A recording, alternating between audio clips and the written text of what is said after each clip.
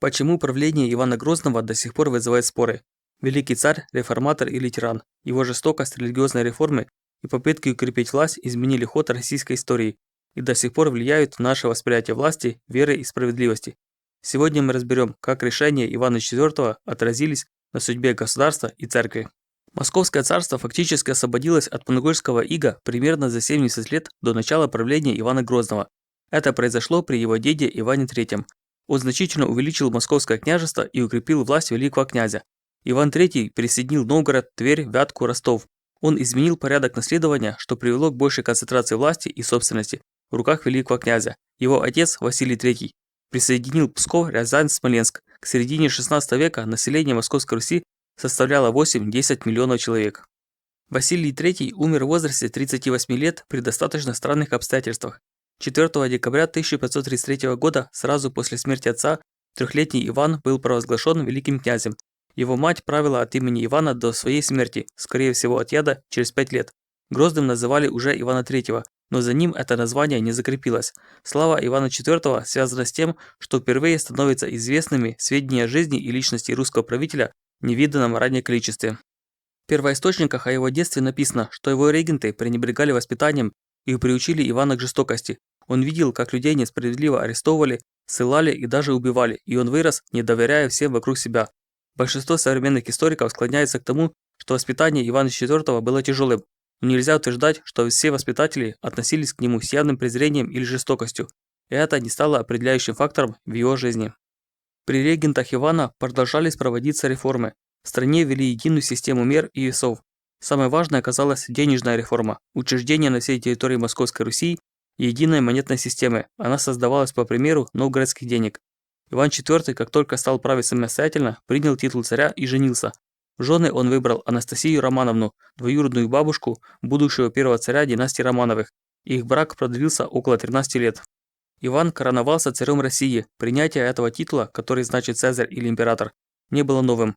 Он уже встречается в грамотах, правда более во внешних сношениях. У Василия III была печать с царским титулом. Известны и его монеты с тем же титулом. С падением Царьграда мысль о том, что Москва – это теперь Третий Рим, все более и более укоренилась между книжниками. Коронация сопровождалась одеванием шапки Мономаха. По преданию, ее в XII веке унаследовал от византийского императора князь Владимир Мономах. Но на самом деле шапка никакого отношения к Византии не имеет. Это украшенная драгоценными камнями тюбетейка среднеазиатской работы XIV века, отороченная соболями. Опасаясь непризнания о коронации Ивана, иностранные государства известили не сразу. Новый титул приняли не все и не полностью. Заняв престол, Иван IV начал реформы, чтобы ослабить власть аристократии, которая владела землями по наследству. Он стремился усилить влияние служилого дворянства, чьи земли зависели от службы государства. Царь публично пообещал отменить систему кормлений, привилегию бояр, однако из-за сопротивления знати процесс затянулся. Иван IV создал первую русскую постоянную армию, ядром которой были стрельцы. Это также уменьшило значение боярства в армии, которое основывало на этом свое политическое значение. Иван IV усилил крепостное право, которое было введено при его предшественниках. Судебник 1550 года увеличил налоги, но оставалось еще право выхода в Юрьев день. Успеху закрепощения благоприятствовало то, что после объединения русских княжеств под властью Москвы у крестьян фактически исчезла возможность свободно перемещаться и искать лучшие условия жизни. Кроме того, рост численности крестьян увеличивал конкуренцию и еще больше сокращал их выбор, заставляя соглашаться на тяжелые условия жизни и работы. Судебник 1550 года также ограничивал количество земель, передаваемых монастырям, и контролировал их деятельность. Церковь сохранила основную часть своих земель, но потеряла грамоты, которые освобождали ее от уплаты налогов, которые она получила еще в татарские времена и назывались тарханы. Однако одновременно с этим в 1551 году был проведен Стоглавый собор, который утвердил преобладание русской версии православия над другими. При этом русская церковь не имела автокефалии, патриархии, а находилась под влиянием митрополита. После падения Константинополя, почти столетием ранее, Московское княжество осталось единственным наследником. Они считали, что греки предали свое православие, подписав Лаврентийскую унию с католиками, и за это были наказаны Богом, а русские получили политическую независимость за преданность церкви. Они оказались последним оплотом православной веры и наследником Римской империи, Третий Рим. Стоглавый собор закрепил доминирование традиционных церковных норм, что способствовало формированию культурной изоляции и консерватизма Московской Руси, появилось недоверие к мысли и творчеству. Спасение понималось только в неукоснительном сохранении традиций. Поэтому весь быт, который был в Московской Руси в XIV-XV веке, признавался священным. Все русское воспринималось как православное, а иностранные обычаи – еретическими. Ношение бороды стало символом верности и вере, а бритье связывали с западной ересью. Спасением стало соблюдение устава и исполнение обряда, но обряд из-за непонимания его людьми стал уже самоцелью. Развивалась уже простая боязнь к новому и, следовательно, к книгам и знанию.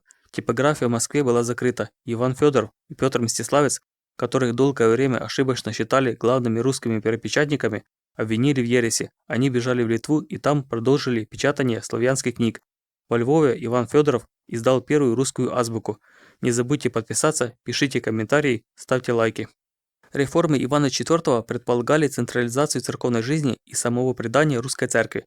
Покорению Москвой уделов соответствовало и своеобразное покорение московским церковным центрам всех местных духовных традиций. Средоточением русской святости должна была стать Москва. И вот туда часто насильно свозятся святыни из славных и древних городов.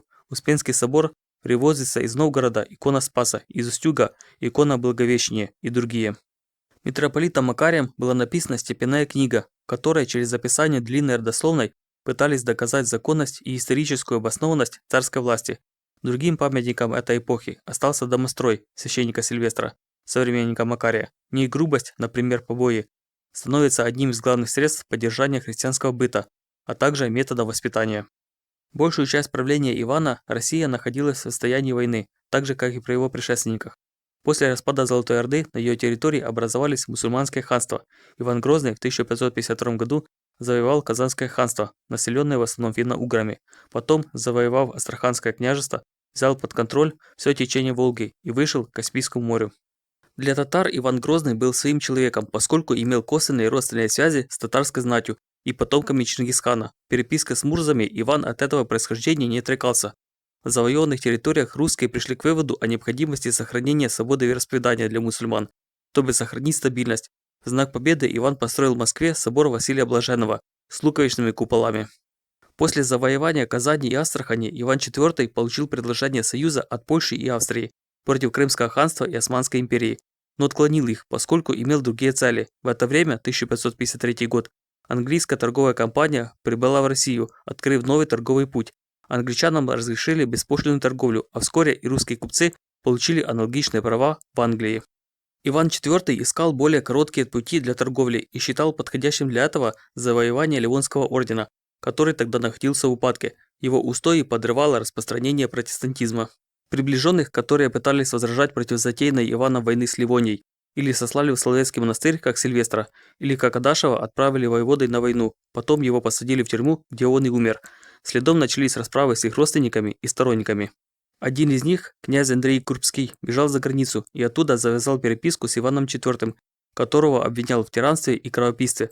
В итоге Иван IV освободился от влияния бояр. Теперь он стал восприниматься как полностью самостоятельный и грозный правитель. В 1558 году московские войска вторглись в Ливонию. Ими командовал бывший казанский, а потом касимовский царь Шах-Али.